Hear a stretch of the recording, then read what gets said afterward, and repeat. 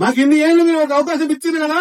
నేను వచ్చి 18 నెలలే అయింది. 5 ఏళ్ళు అవకాశం ఇవ్వండి. 5 ఏళ్ళు నాడు ఇట్లా కాగితం పట్టుకొస్తా. పాత చీరలో ఉన్నటువంటి అందరు పార్టీలని, యువకులని, పెద్దోళ్ళని, చిన్నోళ్ళని, ఎస్సీలని, బీసీలు అందరినీ కూర్చోబెట్టి ఇగో 5 ఏళ్ల పాత చీరకి ఇంత చేయగలిగిన మీ ఆశీర్వాదం వల్ల అని ఆ రోజు మీ కాగితం చూపించిపోతా అన్నమాట మీకు గుర్తు చేస్తా ఉన్నా.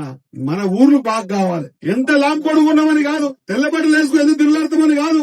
మనము అధికారంలో ఉన్నప్పుడు మనం చేయాల్సిన బాధ్యత ఊర్లు బాగా కావాలి, ఊర్లే పట్టుకోమన్నటువంటి మహాత్మా గాంధీ గారి మాట.